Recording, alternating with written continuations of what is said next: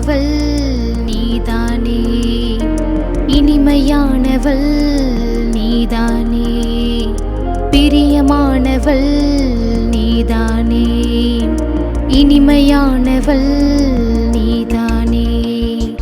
கர்த்தரால் புகழப்படும் குணசாலி நீதானே, கர்த்தரால் புகழப்படும் குணசாலி நீதானே. இனியவளே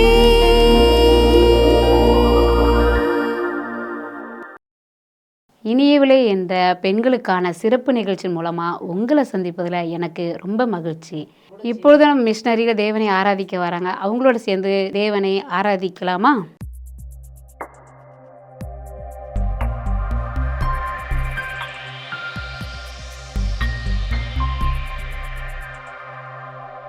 இப்போதும் நாம் தேவனை ஆராதிப்போம். எங்களோடு இணைந்து நீங்களும் ஆராதியுங்கள். நம் தேவன் ஈடு இணையில்லாத தேவன். அவர் வானத்திலும் பூமியிலும் உயர்ந்தவர். அவர் சர்வ வல்லவர். அவரை நாம் ஆராதிப்போமா? கர்த்தாவே தேவர்களில் உமக்கொப்பானவர் யார்? வானத்திலும் பூமியிலும் உமக்கொப்பானவர் யார்? உமக்கொப்பானவர் யார்?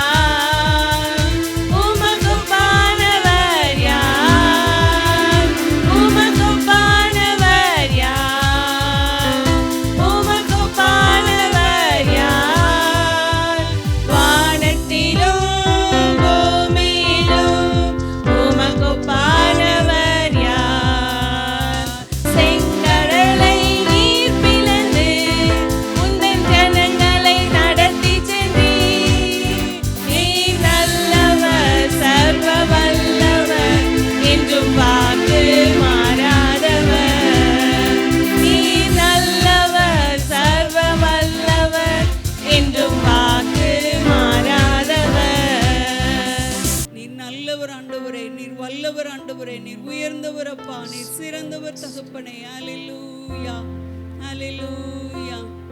ஆராதிப்பேன், நான் ஆராதிப்பேன் ஆண்டவரே, சுவை ஆராதிப்பேன்.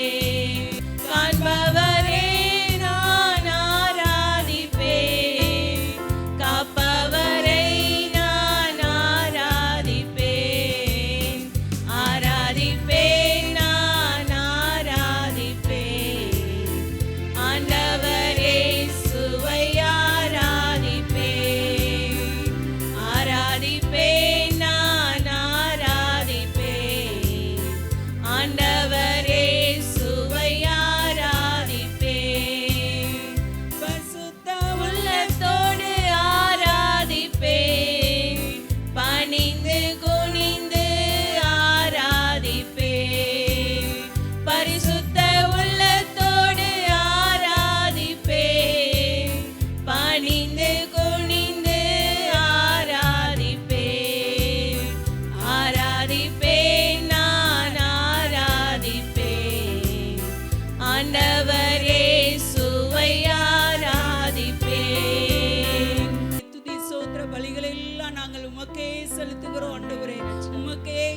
கொடுக்கிறோம் அப்பா.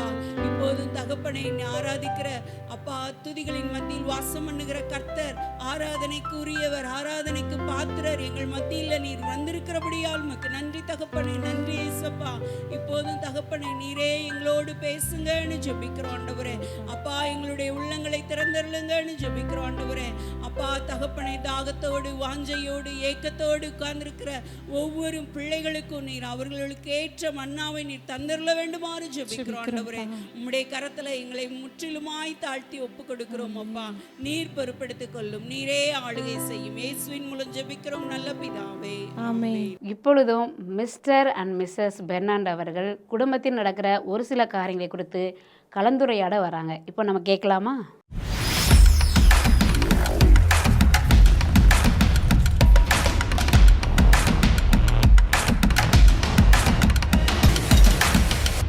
இப்போ இப்ப நிறைய ஃபேமிலியில வந்து என்ன ஆகுதுன்னா, ஹஸ்பண்டோ இல்ல ஒய்ஃபோ அவங்களுடைய பாஸ்ட் வந்து டிரான்ஸ்பரண்டா இருக்கேன் அப்படிங்கிற பேர்ல ரிவீல் பண்றாங்க. ஆனா அது ரிவீல் பண்றது நிமித்தமே அவங்களுக்குள்ள நிறைய பிரச்சனைகள் வந்துருது. ஏதாவது ஒரு பிரச்சனை வரும் பொழுது, ஏதாவது ஒரு மனஸ்தாபம் வரும் பொழுது அதை வந்து சொல்லி காட்டிடுறாங்க. அந்த பாஸ்ட் சொன்னதுனால எனக்கு வந்து பிரச்சனை ஆயிடுது அப்படின்னு சொல்றாங்க. அதை எப்படி நம்ம ஹேண்டில் பண்றது? நான் இதை வந்துட்டு அதாவது ஒரு ஜென்ரிக்கான ஒரு ஆன்சர், இப்படித்தான் உலகம் ஃபுல்லாக இப்படித்தான் அப்படின்னு நம்ம சொல்ல முடியாது. இதை வந்துட்டு நம்ம கொஞ்சம் கஸ்டமைஸ் பண்ணி ஒவ்வொரு கல்ச்சருக்கு ஏற்ற மாதிரி இதை நம்ம ஆன்சர் பண்ணணும். இப்போ எதுக்கு சொல்கிறேன்னா, வெஸ்டர்ன் கல்ச்சரில் வந்துட்டு ரொம்ப ஓப்பனாக இருப்பாங்க. அவங்களுக்கு வந்துட்டு அப்படி ஓப்பனாக இருக்கிறத வந்துட்டு அப்ரிஷியேட் பண்ணுற ஒரு கல்ச்சர். இப்போ எக்ஸாம்பிள், எனக்கு இதுக்கு முன்னாடி எனக்கு ஒரு ரிலேஷன்ஷிப் இருந்துச்சு. நான் வந்துட்டு இப்படி தவறாக இருந்தேன், ஆனால் ஆண்டவர் என்னை மன்னிச்சாரு அப்படின்னு நான் சொல்லும் பொழுது அதை வெஸ்டர்ன் கல்ச்சரில் அதை ஈஸியாக அக்செப்ட் பண்ணிக்கிறாங்க. ஆனால் இந்தியன் கல்ச்சரை பொறுத்தவரையில் அந்த பாயிண்ட்டை பிடிச்சிட்டு நம்ம எப்பப்பெல்லாம் சண்டை வருதோ அதை வச்சுட்டு நீ இப்படி இருந்தவன் தானே, நீ இப்படி இருந்தவ தானே அப்படிங்கிற மாதிரி அதை கொண்டு வருவாங்க. ஸோ இந்தியன் கல்ச்சருக்கு ஏற்ற மாதிரி ஒரு பதில் நம்ம சொல்லணும் அப்படின்னா, ஆண்டவரிடத்த முழு மனதோடு நீங்கள் இந்த பாவத்தெல்லாம் அறிக்கை பண்ணி நீங்கள் வந்துட்டு அவரிடத்துல ஒப்புரவாயிட்டீங்கிற பட்சத்தில் இதை சொல்லணுங்கிற அவசியம் இல்லை. கல்யாணத்துக்கு முன்னாடி ஒப்புரவாகணும்னு கல்யாணத்துக்கு முன்னாடி நீங்கள் ஆண்டவர் இடத்துல ஒப்புரவான பிறகு நீங்கள் கல்யாணம் ஆகுதுங்கிறப்ப இதை நீங்கள் வெளிப்படையாக சொல்லி எல்லாத்தையும் நான் ஓப்பன் பண்ணி நான் காமிச்சு தான் அப்படின்னு நீங்கள் போகும் பொழுது அது அது அது சில நேரங்களில் பேக் ஃபயர் ஆகும். ஸோ அதில் நீங்கள் கொஞ்சம் ஜாக்கிரதையாக இருக்கணும். ஹேவிங் செட் தட், உங்களுக்கு ஒரு நல்ல அண்டர்ஸ்டாண்டிங் கிடைச்சிருச்சு, உங்களுக்குள்ள ஒரு அன்னோனியம் உருவாயிருச்சு, நீங்கள் வந்துட்டு பாஸ்ட்டை யூஸ் பண்ணி சண்டை போடுற ஆட்கள் கிடையாதுங்கிற பட்சத்தில் நீங்கள் ஓப்பனாக பண்ணலாம். பட் அந்த டைமில் உங்களுக்கு தேவைப்படாது. அப்போ இந்தியன் கான்டெக்ட்ஸில் நீங்கள் பார்த்தீங்கன்னா அதை எல்லாத்தையும் ஓப்பன் அப் பண்ணி ரிவீல் பண்ணணுங்கிற ஒரு அவசியம் கிடையாது. கரெக்ட். ஏன்னா கல்யாணத்துக்கு முன்னாடி எனக்கு ஒரு லவ் ரிலேஷன்ஷிப் இருந்துச்சு. ஆனா அதை நான் கல்யாணத்துக்கு முன்னாடியே ஸ்டாப் பண்ணி அதுல இருந்து கம்ப்ளீட்டா வெளியே வந்துட்டேன். அப்படிங்கிற பட்சத்துல நம்ம வந்து அந்த பாஸ்ட் ரிவீல் பண்ணி அது நிமித்தம் பிரச்சனை வராததை நம்ம வந்து தவிர்க்கலாம். இப்ப எனக்கு பாஸ்ட்ல எனக்கு ஃபேமிலியில ஒரு ஹஸ்பண்டுக்கோ இல்ல ஒய்ஃபுக்கோ ஒரு ரிலேஷன்ஷிப் இருக்கு அப்படின்னா, அவங்களுக்கு ஒரு லவ்வர் இருக்கிறாங்க. அந்த லவ்வை வந்து நான் பிரேக் பண்ணிட்டேன் கல்யாணத்துக்கு முன்னாடி.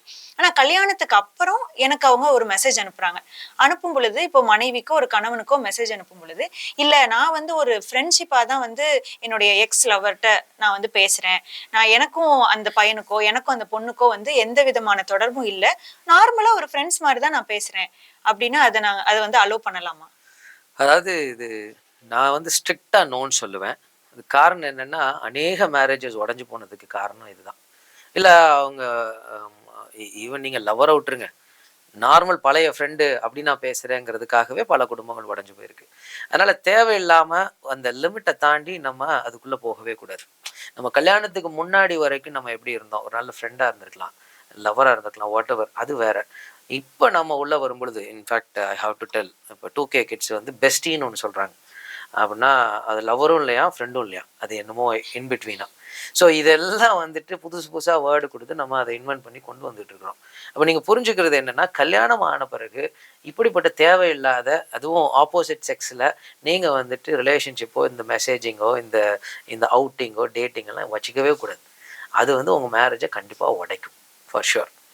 இது வந்துட்டு ஸ்ட்ரிக்டாக நம்ம ஃபேமிலியில் ஃபாலோ பண்ணுறது ரொம்ப அவசியமாக இருக்குது.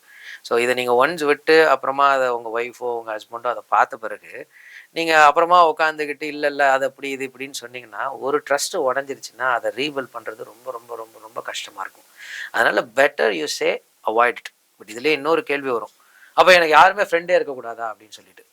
அப்போ அந்த கிளாரிட்டி வந்துட்டு யார் ஃப்ரெண்டுங்கிறத நீங்கள் டிஃபைன் பண்ணணும். உங்கள் ஹஸ்பண்டோ உங்கள் ஒய்ஃபோட சேர்ந்து உட்காந்து ஹூ இஸ் மை ஃப்ரெண்டுங்கிறத அப்போ டிஃபைன் பண்ணுங்கள். அதுதான் ரொம்ப அவசியம். இப்போ நீங்கள் என்ன பண்ணுறீங்கன்னா, பழைய காரியத்தை அப்படியே மேரேஜ் கழிச்சு கொண்டு வந்துட்டு நான் அதை அப்படியே கண்டினியூ பண்ணுவேன், நீங்கள் உட்காந்துருக்கிறதுனால தான் பிரச்சனை. இப்போ உங்களுக்குன்னு ஒரு பார்ட்னர் இருந்தாச்சு, அவங்களுக்கு நான் எப்படி ஃபெய்த்ஃபுல்லாக இருக்கணும், அவங்களோட சேர்ந்து நான் என்ன பண்ணணும், அவங்களுக்கு என்ன பிடிக்கும், இப்படிப்பட்ட ஒரு அண்டர்ஸ்டாண்டிங் வந்த பிறகு யூ டிஃபைன் இட். யாரை எப்படி எந்த இடத்துல வைக்கணும், எந்த லெவலில் அவங்கள உள்ள விடணும், எதுக்கு மேலே நம்ம போகக்கூடாதுங்கிறத 2 பேரும் சேர்ந்து ஆலோசனை பண்ணுறது தப்பு இல்லைல்ல. எனக்கு ஒரு ஃப்ரெண்டு இருக்காங்கன்னா அவங்களுக்கு தெரியணும், அவங்களுக்கு ஒரு ஃப்ரெண்டு இருக்காங்கன்னா எனக்கு தெரியணும். டு பி ஃப்ராங்க், நாங்கள் 2 பேருமே வந்துட்டு ஆப்போசிட் செக்ஸில் என்னதான் நம்ம ஊழியம் பண்ணாலும், யாராவது ஒருத்தவங்க எனக்கு கால் பண்ணி ஒரு 1/2 மணி நேரத்துக்கு மேலே பேசுகிறாங்க அப்படின்னா அது கண்டிப்பாக திவ்யாவுக்கு தெரியும். இந்தவங்க பேசுனாங்க, இந்த மாதிரி இந்த பொண்ணு வந்துட்டு கவுன்சிலிங் கேட்குது, இல்லை இதெல்லாம் நான் ரிவீல் பண்ணுவேன். அதே மாதிரி அவங்கக்கிட்ட யாராவது வந்தாங்கன்னா she will talk and she will direct to me. So இந்த ஒரு அண்டர்ஸ்டாண்டிங் நமக்கு கிடைக்கணும். ஸோ அதனால் பழைய ரிலேஷன்ஷிப்பை நான் கண்டினியூ பண்ணுவேன். அதுவும் லவ்வர் அப்படிங்கிற ஒரு அண்டர்ஸ்டாண்டிங்கோ இல்லை பெஸ்டியோ வாட்எவர், அந்த அண்டர்ஸ்டாண்டிங்கில் நான் கண்டினியூ பண்ணுறேங்கிறது இட்ஸ் அ டெட்லி சின். அதை நீங்கள் நல்லா புரிஞ்சுக்கோங்க. இல்லை நான் ஒழுங்காக தான் இருக்கேன், அவங்க அப்படி, அதெல்லாம் தேவையே கிடையாது. தேவையில்லாத ரிலேஷன்ஷிப் எதுக்கு வச்சுக்கிறீங்க? இவ்வளோ ஒரு அழகான ஒரு மேரேஜை உடைக்கிறதுக்கு சத்துரு கொண்டு வர ஒரு டூல் தானே அவங்களாம். அந்த ஒரு அண்டர்ஸ்டாண்டிங் உங்களுக்கு கிடைக்கணும். கரெக்ட். இப்போ என்னோட ஒரு மனைவியுடைய எக்ஸ் லவரோ இல்ல ஒரு கணவருடைய எக்ஸ் லவரோ இல்ல நான் ரிலேஷன்ஷிப்ல இல்ல ஆனா ஒரு ஃப்ரெண்ட்ஷிப்பா தான் பேசுறேன், அதனால என் குடும்பத்துல சமாதானம் கெடுது அப்படின்னா பெட்டர் டு அவாய்ட் இட். அந்த ஒரு ரிலேஷன்ஷிப் வந்து நம்மளோட வாழ்க்கையில தேவையில்லைன்றது ஆண்டவருடைய சித்தங்கிறத வந்து நம்ம புரிஞ்சுக்கணும். ஏன்னா அந்த ரிலேஷன்ஷிப் மூலமா என்னதான் நான் ஃப்ரெண்டா பழகினாலும் அந்த ரிலேஷன் நான் நார்மலா தான் மெசேஜ் அனுப்புறேன், ஆனா காலப்போக்குல அந்த மெசேஜஸ் வந்து உன்னுடைய வாழ்க்கையில உன்னுடைய கணவருக்கும் உனக்கும் இடையில ஒரு கேப்பை உண்டு பண்ணுது அப்படிங்கிற பட்சத்துல அந்த ரிலேஷன்ஷிப்பை நமக்கு அவாய்ட் பண்றது கரெக்ட். இப்போதும் நம்ம மத்தியில் செய்து கொடுப்பதற்காக ஜெபராணி டேவிட் கணேசன் அவர்கள் செய்து கொடுப்பதற்காக வரப்போகிறாங்க. செய்தியை கேட்கலாமா?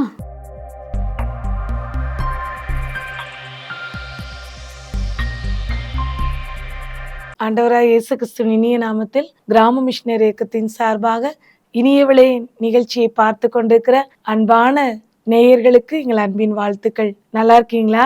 பெண்களுக்குன்னு சொல்லி ஸ்பெஷல் ப்ரோக்ராமா இதை ஒவ்வொரு வாரமும் நாங்கள் வெளியிட்டு வரோம். நீங்கள் இதை ரெகுலராக பார்ப்பீங்கன்னு சொல்லி நான் நினைக்கிறேன். ஒருவேளை இதை நீங்கள் மிஸ் பண்ணிட்டு இருக்கீங்க அப்படின்னு சொன்னால் இதை நீங்கள் தொடர்ந்து வாரந்தோறும் நீங்கள் பாருங்கள். உங்களுக்கு தெரிஞ்ச பெண்களுக்கு இதை அறிமுகப்படுத்துங்க. நம்முடைய வில்லேஜ் மிஷனரி மூமெண்ட் யூடியூப் சேனல்லையும் இந்த ப்ரோக்ராம் வெளிவருது. ஆமேன் வில்லேஜ் டிவிலையும் சனிக்கிழமை நம்ம ஒளிபரப்புகிறோம். இதை நீங்கள் பார்க்கும் பொழுது அநேக காரியங்களை இதன் மூலமாக நீங்கள் கற்றுக்கொள்வீங்க.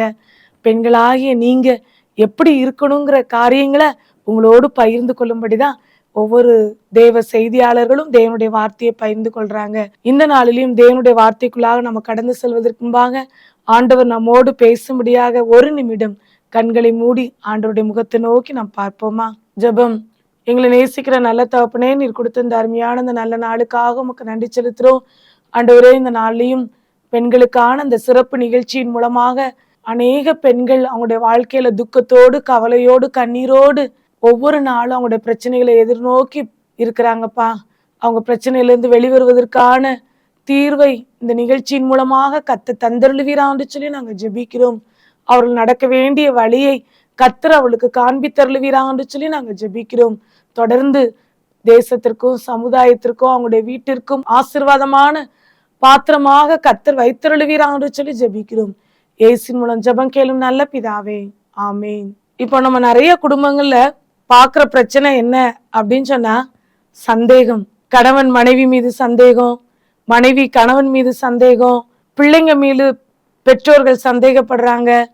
அந்த சந்தேகங்கிற அந்த வார்த்தைக்கு நம்முடைய வாழ்க்கையில இடம் கொடுத்துட்டோம் அப்படின்னு சொன்னா நம்முடைய வாழ்க்கையை ஒவ்வொரு நாளும் நரக வாழ்க்கையா மாறிடும். சகோதரிகளே, அன்பான சகோதரிகளே, உங்களை பார்த்து இந்த நாளிலையும் தேவன் உங்களோடு பேச சொன்ன வார்த்தை என்ன அப்படின்னு சொன்னா சந்தேகம்.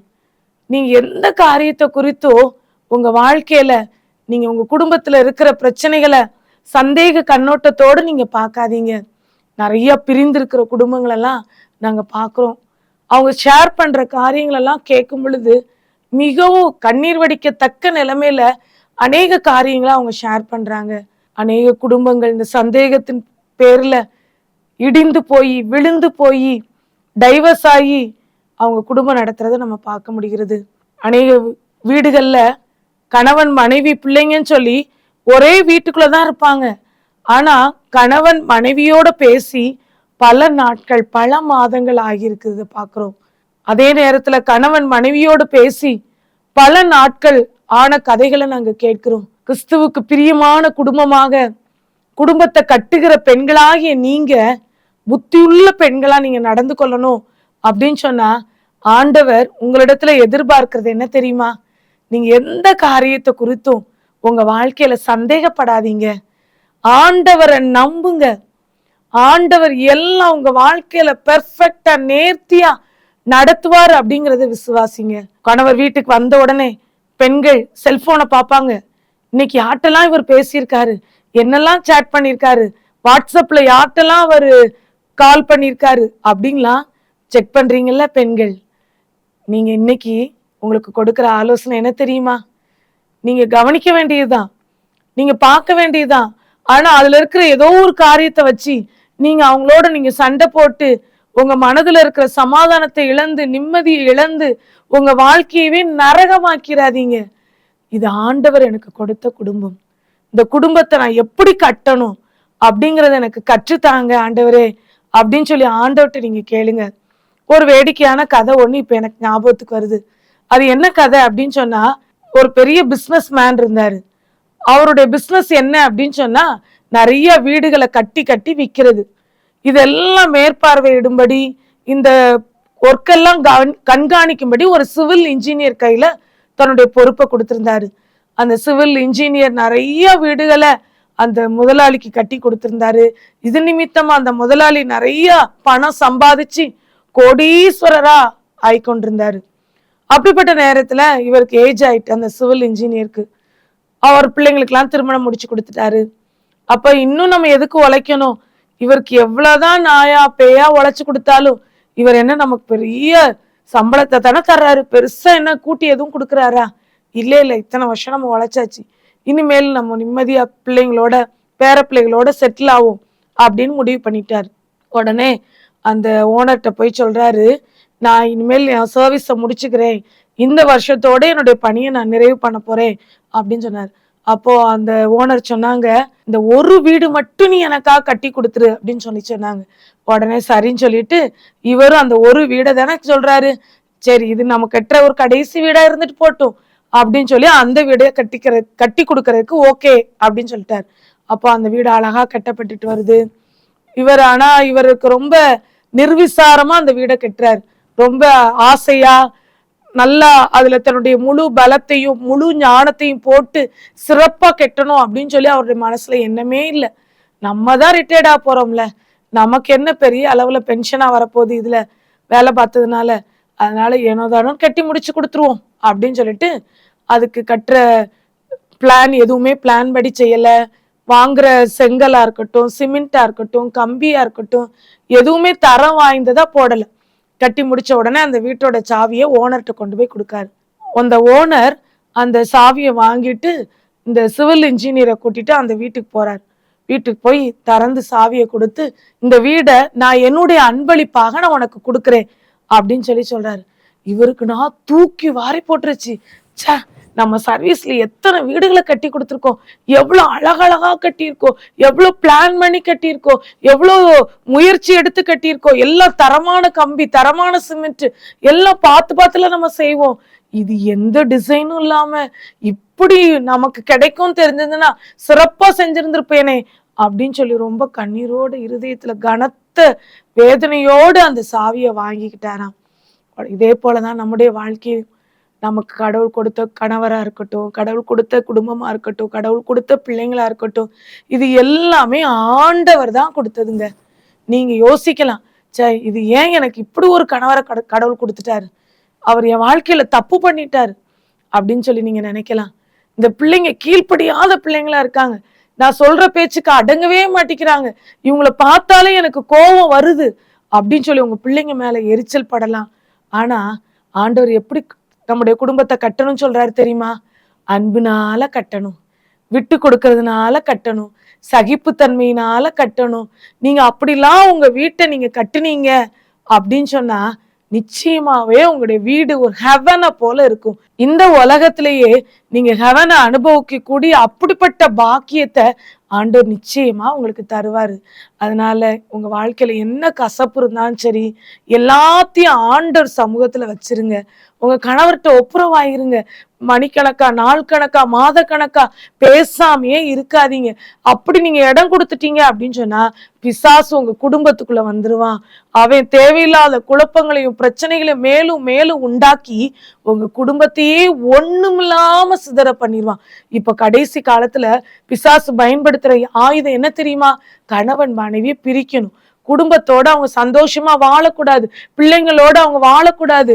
கணவன் மனைவி பிரிஞ்சுட்டானா பிள்ளைய நீ வளர்க்கவா நான் வளர்க்கவான்னு சண்டை வந்து அந்த குடும்பமே நடுத்தருவுக்கு வந்துடுற மாதிரி நிர்கதியான நிலைமைய அநேக குடும்பங்கள்ல பார்க்குறோம். எங்களுக்கு வருகிற ஃபோன் கால்ஸா இருக்கட்டும், அவங்க ஷேர் பண்ற காரியங்களா இருக்கட்டும், அநேக காரியங்களை கேட்கும் பொழுது மிகவும் வேதனை பட்டு நாங்க பாரத்தோடு நாங்க ஜெபித்து வருகிறோம். ஆண்டவர், எப்படியாவது இந்த குடும்பத்தை நீங்க கட்டுங்க சுவாமி, உங்க அன்புனால கட்டுங்கப்பா, சகிப்பு தன்மையினால கட்டுங்க, விட்டு கொடுக்குற அந்த கிருபையினால அவங்கள கட்டுங்கன்னு சொல்லி நாங்க ஜெபிச்சுட்டு வரோம்.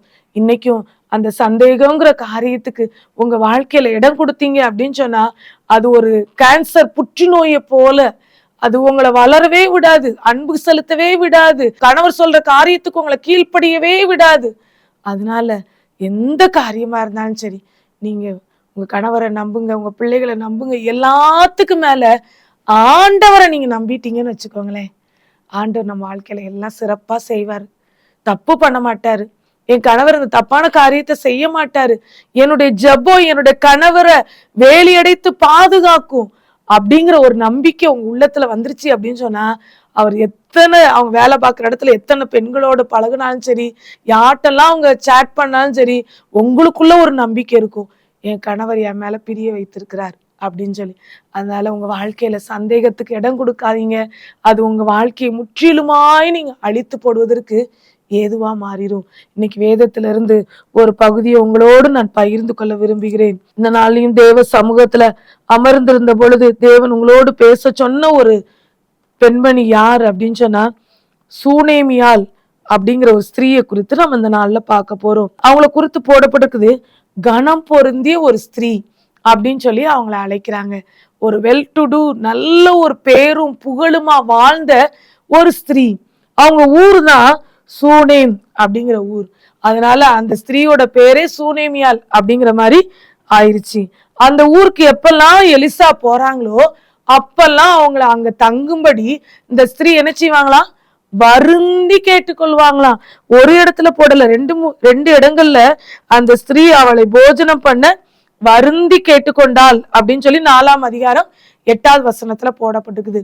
பாருங்களேன், ஒரு எலிசா தீர்க்கதரிசி அந்த பகுதிக்கு, சூனேம்ங்கிற ஊருக்கு ஊழியத்துக்கு போறாங்க.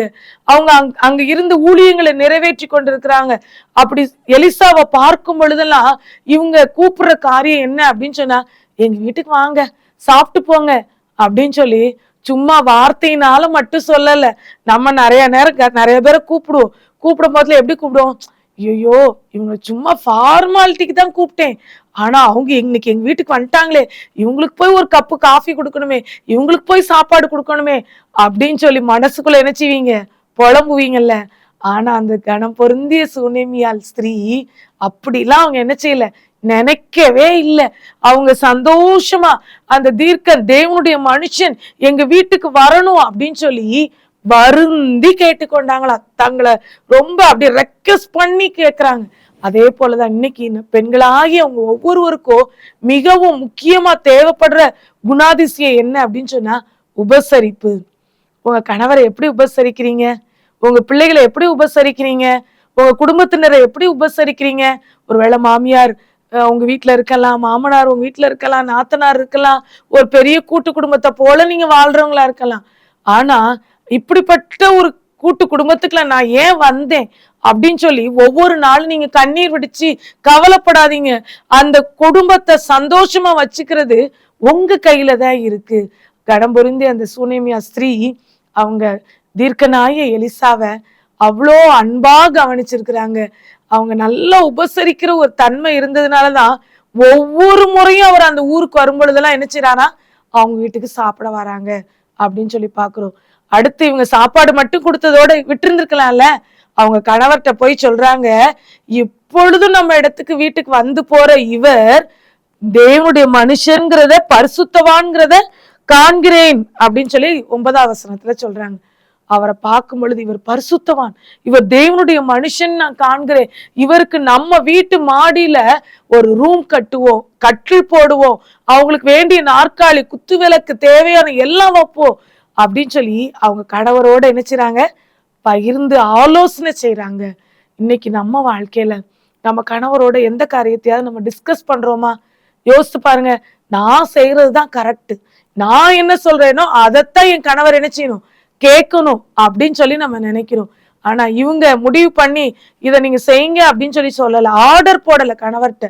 இவங்க பாக்குறாங்க, இவர் நம்ம வீட்டுக்கு அடிக்கடி வாராரு, இவர் கொஞ்ச நேரம் இளைப்பாறுவதற்கு நல்ல ஒரு ரூம் கட்டி கொடுத்தா நல்லா அவர் ஜெபிப்பாரு, இன்னும் நல்ல தேவனோடு உறவாடுவாரு, இவர் நமக்கு வீட்டுல தங்கி இருந்தாரு நமக்கு ஆசீர்வாதம் அப்படிங்கறத அவங்க நினைச்சதுனால இந்த காரியத்தை செய்யும்படி அவங்க கணவரோடு கலந்து ஆலோசிக்கிறாங்க.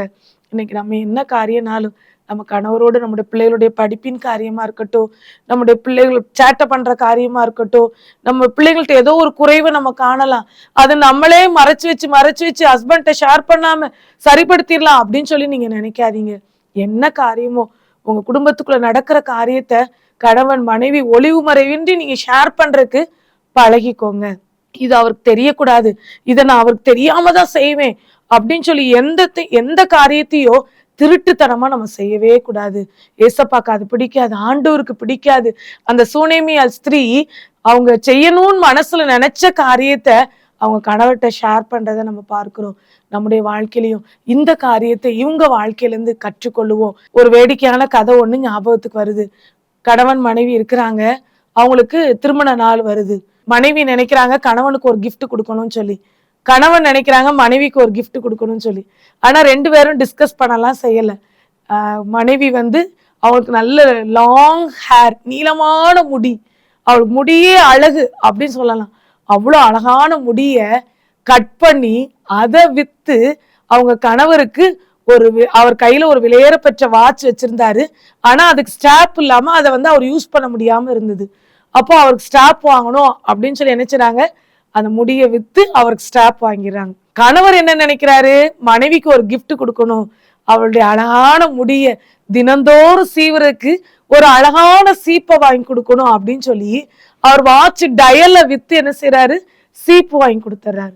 கடைசியில 2 பேரும் ஒருத்தருக்கு ஒருத்தர் அந்த கிஃப்டை ஷேர் பண்ணும் போதுலதான் பாக்குறாங்க, ஐயோ இவளுக்கு சீவருக்கு முடியே இல்லையே, நம்ம சீப்பு வாங்கி கொடுத்துருக்கோம், இவர் கையில கட்டுறதுக்கு இந்த ஸ்டாப்பை மாட்டுவதற்கு இவர் கையில வாட்சே இல்லையே, டயலே இல்லையே, எப்படி இதை பயன்படுத்த முடியும் அப்படின்னு சொல்லி 2 பேரும் ரொம்ப சோகமா அந்த நாளை அனுபவிக்கிறாங்க. இதுல இருந்து நம்ம ஒரு வேடிக்கையான கதையா இருக்கலாம். இதுல இருந்து என்ன கற்றுக்கொள்றோம் அப்படின்னு சொன்னா, ஒருத்தருக்கு ஒருத்தர் கன்சல்ட் பண்ணாம ஷேர் பண்ணாம செஞ்சதின் விளைவுதான் இந்த பரிசு விலையேற பெற்ற பரிசா இருக்கலாம், ஆனா அது அனுபவிக்க முடியாம என்ன செஞ்சிருது, போயிருது. இன்னைக்கு நம்முடைய வாழ்க்கையிலையும் ஒருவேளை நம்ம ஷேரிங் இல்லாம கன்சல்டேஷன் இல்லாம எந்த முடிவும் நீங்க எடுத்துறாதீங்க. உங்க குடும்ப வாழ்க்கை சமாதானமா சந்தோஷமா நிறைவா இருக்கணும் அப்படின்னு சொன்னா இந்த காரியத்துல நீங்க எந்த காரியமா இருந்தாலும் சரி, தீமையோ நல்லதோ கெட்டதோ எல்லாவற்றையும் நீங்க ஷேர் பண்ண நீங்க பழகிக்கோங்க. அவங்ககிட்ட கன்சல்ட் பண்ணுங்க, இதை நான் வாங்கலாமாப்பா. நீங்க கடையில போறீங்கன்னு வச்சுக்கோங்களேன், ஒரு சாரி உங்களுக்கு ரொம்ப பிடிக்குது, உடனே கணவர்கிட்ட கேட்காம என்ன செஞ்சிருது, அந்த சாரிய வீட்டுக்கு வாங்கிட்டு வந்துடுது. அதை கூட நீங்க கேட்டீங்க அப்படின்னு சொன்னா அவங்க ரொம்ப சந்தோஷப்படுவாங்க. என் மனைவி என்கிட்ட கேட்காம எதுவும் செய்ய மாட்டா அப்படின்னு சொல்லி வாங்கிக்கோ அப்படின்னு சொல்லுவாங்க. ஆனா அதே நேரத்துல அவர்கிட்ட போய் நம்ம என்னத்தை கேட்கணும், நம்ம தான் சம்பாதிக்கிறோம்ல, நம்மகிட்ட தான் காசு இருக்குல்ல அப்படின்னு சொல்லி கேட்காம வாங்கணும்னு நினைச்சீங்க அப்படின்னு சொன்னா இது நிமித்தமா கூட அநேக குடும்பங்கள்ல பிரிவினைகள் சண்டை சச்சரவுகள் வர்றத பார்க்க முடியுது. இந்த காரியத்துல நீங்க சூனேமியாவை போல நீங்க எந்த காரியத்தினாலும் சரி கன்சல்ட் பண்ணி நீங்க செய்யும் பொழுது ஆண்டவர் ஆசீர்வதிப்பார். உங்களுடைய குடும்பத்துல தெய்வீக சமாதானம் ஆட்கொள்கிறத நீங்க உணர முடியும். இன்னொன்னு, அவங்க வாழ்க்கையில ஒரு குறைவு இருக்கு, ஆனா அவங்கள குறித்து சொல்லும் பொழுது நான் சுகமா குடியிருக்கிறேன் அப்படின்னு சொல்றாங்க.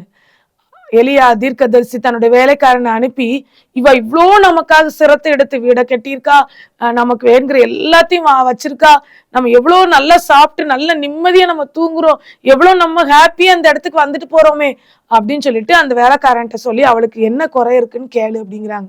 அப்ப நான் சொல்றா, என் ஜனங்கள் மத்தியில நான் சுகமாய் குடியிருக்கிறேன் அப்படின்னு சொல்றேன். யோசிச்சு பாருங்களேன், அவளுக்கு இருக்கிறது பெரிய குறைவுதான். பிள்ளை இல்லை அப்படின்னு சொன்னா எவ்வளோ பெண்கள் வேதனைப்படுறாங்க தெரியுமா? ஐயோ கல்யாணம் ஆகி 10 வருஷம் ஆயிடுச்சு, 12 வருஷம் ஆயிடுச்சு, எனக்கு குழந்தை இல்லையே அப்படின்னு சொல்லி அவங்க வாழ்க்கையவே ஒரே கவலையிலையும் கண்ணீர்லையும் இருந்து அவங்க வாழ்க்கையவே நரகமாக்கிக்கிறாங்க. தங்களை தாங்களே யாரையும் ஃபேஸ் பண்ண அவங்களுக்கு பிடிக்க மாட்டேங்குது, எந்த ஃபங்க்ஷனுக்கு போக விருப்பப்பட மாட்டேங்கிறாங்க. ஆனா இந்த கணம் பொருந்திய ஸ்திரீ சூனேமியால் அவங்ககிட்ட அந்த தீர்க்கன் கேட்டு விடும் பொழுது அவங்க சொல்றாங்க, என் குடும்பத்துல என் மக்கள் மத்தியில நான் சுகமா குடியிருக்கேங்க. எவ்வளோ பெரிய ஒரு மன நிறைவான ஒரு வாழ்க்கை பாருங்க. இப்படிப்பட்ட ஒரு சாட்டிஸ்பாக்சனான ஸ்டேட்மெண்ட்டை தான் ஆண்டவர் உங்களிடத்துலயும் எதிர்பார்க்கிறாரு.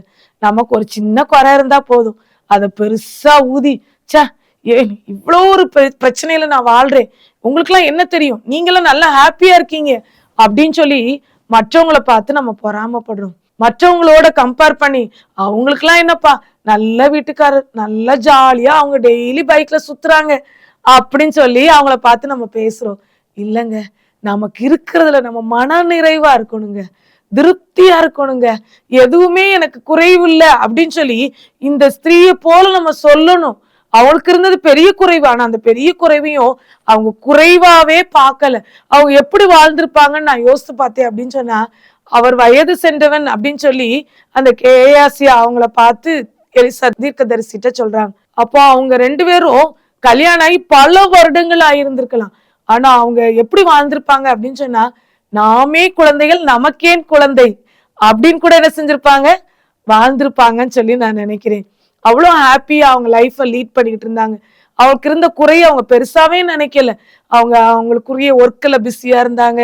அவங்களுக்குள்ள அந்த வயல்ல அவங்க விளைச்சல் பண்றது, அங்க இருக்கிற வேலைக்காரர்களை கவனிக்கிறது, அவங்களுக்கு சாப்பாடு போடுறது, அவங்கள விசாரிக்கிறது, ஊர்ல இருக்கிற மக்கள் எல்லாம் ரொம்ப அன்போடு விசாரிக்கிறது அப்படின்னு சொல்லி 24 ஹவர்ஸும் இந்த அம்மா ரொம்ப என்கேஜா பிஸியா இருந்திருப்பாங்கன்னு சொல்லி நான் நினைக்கிறேன். அதனாலதான் அவங்க சொல்றாங்க, நான் சுகமா குடியிருக்கிறேன் அப்படின்னு சொல்லி. ஒரு மன நிறைவான வாழ்க்கை. இன்னைக்கு நம்முடைய வாழ்க்கையில ஒரு மன நிறைவு இருக்கா? எனக்கு இது இல்லை, என் கணவர் எனக்கு இந்த சுதந்திரத்தை கொடுக்கல, நான் சம்பாதிக்கிறேன் ஆனா என் ஏடிஎம் கார்டை அவர் வாங்கி வச்சுக்கிறாரு, அவர் தரமாட்டிக்கிறாரு அப்படின்னு சொல்லி நம்ம சொல்றோம்ல. இல்லைங்க, நீங்க எல்லாத்துலயும் மன நிறைவா இருங்க. இது குறை, எனக்கு இது சரியில்லை அப்படின்னு சொல்லி எதையுமே நீங்க முறுமுறுக்காதீங்க, கவலைப்படாதீங்க. கவலைப்படுறதுனால என்ன ஆக போகுது? உங்க சரீரத்துல ஒரு முழத்தை கூட்டவாவது குறைக்கவாது முடியுமா? ஒண்ணும் கிடையாது. ஆண்டவர் சமூகத்துல நீங்க வச்சிருங்க, ஆண்டவர் எல்லாத்தையும் பார்த்துக்கிடுவார். இந்த குணம் பொருந்திய ஸ்திரீ சூனேமியால் அப்படிதான் இருந்திருப்பாங்கன்னு சொல்லி நான் விசுவாசிக்கிறேன். அவங்க மனுஷர்கள் மத்தியில நான் சுகமா குடியிருக்கிறேன்னு சொன்னாங்க. நம்மளும் இன்னைக்கு நம்முடைய குடும்பத்தோடு, நமக்கு கர்த்தர் கொடுத்திருக்கிற ஐக்கியத்தோடு, நமக்கு கொடுத்திருக்கிற திருச்சபையோடு, நமக்கு கொடுத்திருக்கிற உறவுக்காரர்களோடு நம்ம மன திருப்தியா நம்ம வாழ்றதுக்கு நம்ம பழகிக்கிட்டோம் அப்படின்னு சொன்னா, ஆண்டவர் நிச்சயமாய் நம்முடைய வாழ்க்கையில ஆசீர்வாதத்தை கட்டளையிடுவாங்க. அடுத்து அந்த குழந்தை ஆண்டவர் கொடுத்தாங்க. அதே போல கொஞ்ச நாள் கழிச்சு அந்த குழந்தை வளர்ந்து பெரியவன் ஆகும் பொழுது அவங்க அப்பா கூட வயல்வெளிக்கு போற இடத்துல உடம்பு சரியில்லைன்னு சொல்லி அவங்க அப்பா வேலைக்காரன் மூலமா அவளை வீட்டுக்கு அனுப்புறாங்க. வீட்டுக்கு வந்து கொஞ்ச நேரம் இவன் மடியில இருக்கும் போதுலயே அந்த குழந்தை இறந்து போயிருது. அந்த உடனே அந்த செய்திய அவங்க கணவர்கிட்ட சொல்லி அனுப்புறாங்க, வேலைக்காரரை அனுப்புங்கிறாங்க.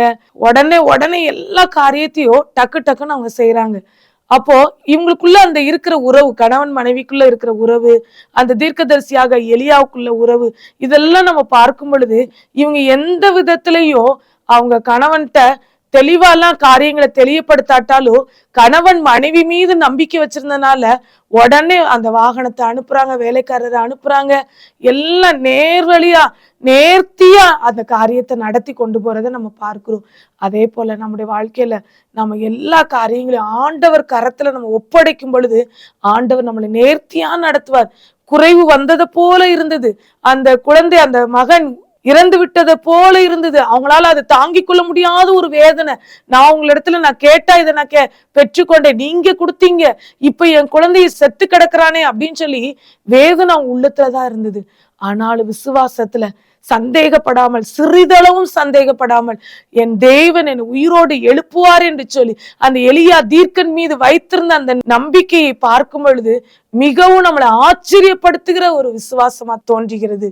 அவங்க அந்த எலியா தீர்க்கன் இருக்கிற அந்த இடத்துல அந்த பையனை போட்டு விட்டு முதல்ல போய் அவங்கள சந்தித்து மறுபடியும் அந்த எலியா தீர்க்கதரிசியோடு அந்த மேல் வீட்டு அறைக்கு வர்றதை நம்ம பார்க்கிறோம். ஆண்டவர் அந்த பையனை உயிரோடு எழுப்புறதை நம்ம பார்க்கிறோம். இந்த காரியத்துல எல்லாம் நம்ம கற்றுக்கொள்கிற காரியம் என்ன அப்படின்னு சொன்னா, எலியா தீர்க்கன் அவங்க சந்திக்கும் பொழுதுலாம் அவங்க பாதத்துல விழுந்து பணிந்து அப்படின்னு சொல்லி போடப்பட்டிருக்கிறத நம்ம பார்க்கிறோம். ரொம்ப தாழ்மையுள்ள ஒரு பெண்மணியாவும் அவங்களுடைய வாழ்க்கை இருந்ததை நம்ம பார்க்கிறோம். இவங்க வாழ்க்கையில இருந்து நிறைய காரியங்களை ஆண்டவர் இன்னைக்கு நம்ம கூட பேசி இருக்கிறாங்க. அவங்க வாழ்க்கை மனநிறைவான ஒரு வாழ்க்கையா இருந்தது. நல்ல மனமுவந்து உபசரிக்கிற ஒரு பெண்மணியா அவங்க இருந்தாங்க அப்படின்னு சொல்லி பாக்குறோம். எலியா தீர்க்கனை பார்க்கும் பொழுதெல்லாம் அவங்க தங்களை தாழ்த்தி அவங்க பாதத்துல விழுந்து கிடக்குறாங்கன்னு சொல்லி பார்க்கும் பொழுது மனத்தாழ்மை உள்ள ஒரு பெண்மணியா இருக்கிறாங்க அப்படின்னு சொல்லி நம்ம பார்க்கிறோம். இன்னும் கொஞ்சம் கூட அவங்க சந்தேகப்படாம விசுவாசத்தோடு எல்லா பிரச்சனைகளையும் அவங்க எதிர்நோக்கிறத நம்ம பார்க்கிறோம். இன்றைக்கும் தேவன் நம்மோடு பேசுகிற காரியம், ஒன்றுக்கும் சந்தேகப்படாமல் ஆண்டவரை நம்பி எந்த காரியத்தையும் நம்ம செய்யும் பொழுது தேவன் நிச்சயமாய் நிறைவான ஆசீர்வாதத்தை நம்முடைய வாழ்க்கையில கட்டளிடுவார். ஒருவேளை மரித்து போன அந்த மகனை தேவன் உயிர் பெற செய்தாரே, அதே தேவன் இன்றைக்கும் ஜீவனுள்ள தேவனா இருக்கிறார். உங்களுடைய வாழ்க்கையில எதெல்லாம் மரித்து போய் விட்டது, அவ்வளவுதான், எங்க கணவருடைய பிசினஸ் முடங்கி போயிருச்சு, வருமானமே வரல, இந்த மாசம் நாங்க எப்படி கடன் கட்ட போறோம் அப்படின்னு சொல்லி நீங்க நினைக்கிறீங்களா? ஒருவேளை உங்க பிள்ளையோட பிரச்சனையை நினைச்சு பார்க்கும் பொழுது என் பிள்ளைக்கு திருமணம் ஆகலையே, இனிமேல் திருமணம் ஆகுமோ அப்படின்னு சொல்லி கவலையோடு இந்த வார்த்தையை நீங்க கேட்டுக்கொண்டிருக்கிறீங்களா? ஆண்டவர் கொடுத்த வாக்குத்தத்தத்தை அவர் மறக்கவே மாட்டார், நிச்சயமாய் நிறைவேற்றுவார். உங்களுடைய வாழ்க்கையில நீங்க நம்பிக்கையோடு விசுவாசத்தோடு நீங்க காத்திருங்க, ஒன்றுக்கும் சந்தேகப்படாதீங்க. ஆண்டவர் உங்களுடைய விசுவாசத்தை பார்த்து நிச்சயமாய் உங்களுடைய வாழ்க்கையில அற்புதங்களை செய்கிறவராய் இருக்கிறார். அந்த சுனேமியா ஸ்திரீயை போல உபசரிக்க கற்றுக்கொள்ளுங்கள், மனநிறைவோடு வாழ கற்றுக்கொள்ளுங்கள், மனத்தாழ்மையோடு உங்களுடைய குடும்ப வாழ்க்கையில எல்லா சூழ்நிலையிலும் நடந்து கொள்ள நீங்கள் தீர்மானம் எடுங்கள். நிச்சயமாகவே தேவன் உங்களுடைய குடும்ப வாழ்க்கையை ஆசீர்வதித்து அநேகருக்கு சாட்சியாய், அநேகர் ஆண்டவரை அறிந்து கொள்வதற்கு உங்களுடைய குடும்பத்தை சாட்சியாய் நிறுத்துவார் என்று சொல்லி இயேசுவின் நாமத்தினாலே உங்களுடைய குடும்பத்தை நான் வாழ்த்தி ஆசீர்வதிக்கிறேன். இந்த வேளையிலும் என்னோடு இணைந்து ஜெபிக்கும்படி உங்களை அன்போடு கேட்டுக்கொள்கிறேன். எங்களை நேசிக்கிற நல்ல தகப்பனே, நீர் கொடுத்த இந்த அருமையான இந்த நல்ல நாளுக்காக உமக்கு நன்றி செலுத்துறோம். இந்த நாளிலையும் ஆண்டவரே, பெண்களுக்கான அந்த சிறப்பு நிகழ்ச்சியின் மூலமாக எங்களுடைய இல்லற பெண்களுக்கென்று நீங்க தந்த வார்த்தைகளுக்காக உமக்கு நன்றி செலுத்துறோம். சந்தேகம் என்கிற விஷ கிருமிக்கு இவங்க இடம் கொடுத்திருந்தாங்கன்னா அது அவங்களுடைய குடும்ப வாழ்க்கையவே நாசமாக்கிடும் சொல்லி நீங்க இன்னைக்கு இவங்களோடு நீங்க இடைப்பட்டீங்கப்பா. ஆண்டவரே, எந்த காரியத்தை குறித்தும் அவங்க சந்தேகப்படாம முதலாவது அவங்க உங்க மேல நம்பிக்கை வச்சு அவங்க பிள்ளைங்களை, அவங்க கணவரை, அவங்க குடும்பத்தினரை, உற்றார் உறவினர்களை நம்புவதற்கு, காரியங்களை அதன்படி நீர் சொல்லுகிறபடி நடத்துவதற்கு விசேஷித்த ஞானத்தை குடும்ப பெண்களாகிய ஒவ்வொரு பெண்களுக்கும் நீங்க தாங்கப்பா. திருமணம் முடித்து ஒரு சில மாதங்கள், ஒரு சில வருடங்கள் ஆகிய பெண்கள் இந்த வார்த்தையை கேட்டுக்கொண்டிருக்கலாம். வயதுல முதிர்ந்த பெண்கள் இந்த வார்த்தையை கேட்டுக்கொண்டிருக்கலாம். எல்லா பெண்களையும் அவங்களுடைய குடும்பங்களையும் கர்த்தர் நீங்க ஆசீர்வதிங்க என்று சொல்லி நாங்க ஜெபிக்கிறோம். சுனேமியால் உமக்கன்று கொடுத்த அந்த ஆசீர்வாதத்து நிமித்தமா, அந்த வீடை கட்டி கொடுத்தது நிமித்தமா கர்த்தர் அவளுடைய வாழ்க்கையில அவருடைய குறைவுகளை நிறைவாக்குனீங்களே சுவாமி. ஆண்டவரே, அவருடைய வாழ்க்கை எப்படிப்பட்ட ஒரு சாட்சி உள்ள ஒரு வாழ்க்கையா இருந்ததே. ஆண்டவரே, மனமுவந்து உபசரிக்கிற ஒரு பெண்மணியா இருந்தாங்க, மனநிறைவோடு வாழ்கிற ஒரு பெண்மணியா இருந்தாங்க, மனத்தாழ்மை உள்ள ஒரு பெண்மணியா இருந்தாங்க, எந்த காரியத்தையும் அவங்க கணவரோடு கன்சல்ட் பண்ணி செய்யறவங்களா இருந்தாங்க. சிறிதளவு கூட இவங்க கணவர் இவங்க மேல சந்தேகப்படுற மாதிரி அவங்க வாழ்க்கை இல்லாதபடி இருந்தது. அதே போல ஆண்டவரே, எங்களுடைய குடும்பங்களில சமாதானம் உண்டாகட்டும், சந்தோஷம் உண்டாகட்டும். ஆண்டவரே, பிள்ளைங்கள், குடும்பம், கணவன், மனைவி, ஆண்டவரே எல்லாரும் அவங்க ஹாப்பி, அந்த உலகத்துல ஒரு ஹெவன்லி ஹோம் லைஃப் அவங்க லீட் பண்ண கர்த்தர் நீங்க உதவிச்சீங்கன்னு சொல்லி நாங்க ஜெபிக்கிறோம். இயேசுவின் நாமத்தினாலே ஆண்டவரே, இந்த நிகழ்ச்சியை பார்த்து கொண்டிருக்கிற எல்லா இல்லற பெண்களையும் அவங்களுடைய குடும்பங்களை ஆழ்த்தி ஆசீர்வதிக்கிறோம். சுகம், பலன், ஜீவன், கிருபை, மனுஷ தயவு இயேசுவின் நாமத்தினாலே ஒவ்வொரு குடும்பங்களுக்குள்ளாகவும் உண்டாகட்டும் என்று சொல்லி நாங்க ஜெபிக்கிறோம். கர்த்தருடைய கரம் பிள்ளைகளோடு கூட இருந்து வழி நடத்தட்டும். எல்லா குறைவுகளையும் கர்த்தர் நீ நிறைவாக்குவீரா என்று சொல்லி நாங்க ஜெபிக்கிறோம். கர்த்தர் பெரிய காரியங்களை செய்யுங்க, உங்க நாமத்தை மகிமைப்படுத்துங்க. இயேசுவின் மூலம் ஜெபம் கேளும் நல்ல பிதாவே, ஆமேன்.